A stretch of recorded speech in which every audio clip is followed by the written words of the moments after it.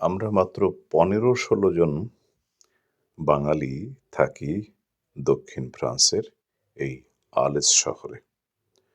আলেস শহরের মাঝখান দিয়ে প্রবাহিত ছোট্ট একটা নদ লোগার্দো। পাহাড় থেকে এসেছে এই নদ। খুবই স্বচ্ছ জল। বৃষ্টি হলে অথবা উত্তরের পাহাড়ে বরফ গললে এই নদ বেশ উত্তাল হয়ে ওঠে। আর দক্ষিণ ফ্রান্সের এই অঞ্চল খুবই নিরিবিলি।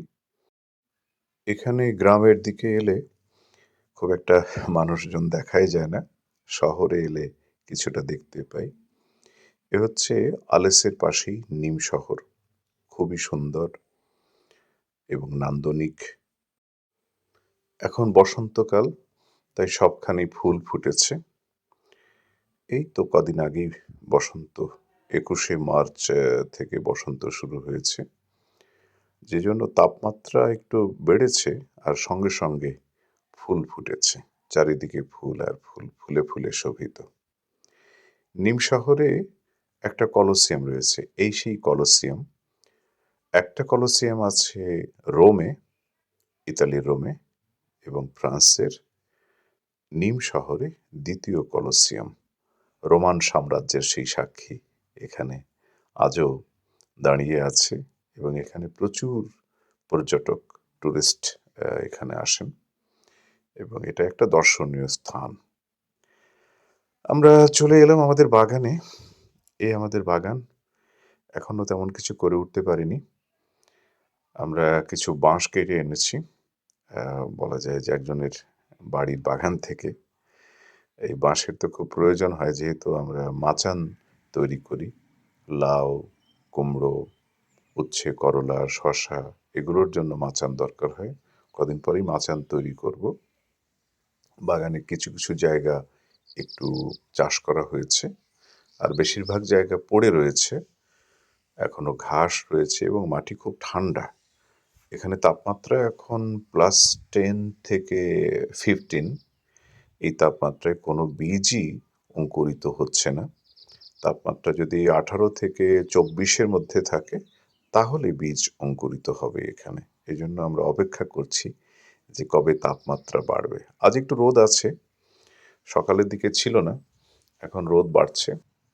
কদিন পরেই আমরা এই বাগান একেবারে পুরোপুরি চাষ করে ফেলব এবং শাকসবজি বুনতে শুরু করব। ফুল ফুটেছে, এই যে চেরি ফুলের মতো ফুল সবখানেই এখন, এবং এত ঘন ঘাস হয়ে আছে, কিন্তু ঘাসগুলো খুব শক্ত নয়। একটু হালকা করে কোপালেই এই ঘাস উঠে আসবে, কিন্তু সময় লাগবে। ঘাস তুলতে হবে, চাষ করতে হবে, মাটি তৈরি করতে হবে বাগানের জন্য, এবং এগুলো করার জন্য শ্রমিক পাওয়া যায় না। তার কারণ কৃষি শ্রমিকের এখানে পারিশ্রমিক প্রতি ঘন্টায় কমপক্ষে 14 বা 15 ইউরো। তার মানে বাংলাদেশি টাকায় প্রায় 2000 টাকা। তো অত টাকা দিয়ে লোক নেওয়া তো সম্ভব নয়। আমরা নিজেরাই হয়তো সবটা করব। তো বাগান থেকে বেরিয়ে এলাম। এখন আমরা বাড়ির পথে। চারিদিকের এই সবুজ প্রকৃতি ট্রেনের জানলা দিয়ে দেখতে দেখতে আবার আমরা আলেস শহরে ফিরছি। আলেসেই আমাদের বসবাস। তো আলেসের আশপাশটাও খুব সুন্দর। তো আপনারা যদি ফ্রান্সে বেড়াতে আসেন তাহলে প্যারিস থেকে প্রায় 948 কিলোমিটার দূরে আলেস। এখানে আসতে হলে প্যারিস থেকে 3 ঘন্টার ট্রেনে লাগে, মানে দ্রুতগামী ট্রেন। 330 কিলোমিটার, 320 কিলোমিটার গতিতে ট্রেন চলে। ওই ট্রেনে প্যারিস থেকে নিম এবং নিম থেকে আলেস আসতে হয়। এবং ট্রেন জার্নিতে কোনো রকমভাবেই কোনো ক্লান্তি আসে না। তার কারণ ট্রেনের মধ্যে পরিবেশ খুব ভালো এবং এই গতিটা গায়ে লাগে না। এবং চারিদিকের প্রকৃতি দেখতে দেখতে ট্রেনের জানালা খুব বড়।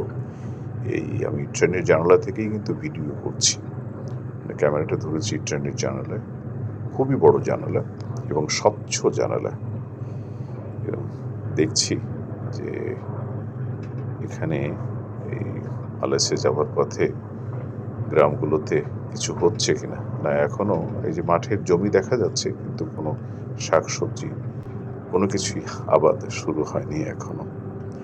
পরবর্তী ভিডিওতে আমরা সব দেখাবো। ভালো থাকবেন।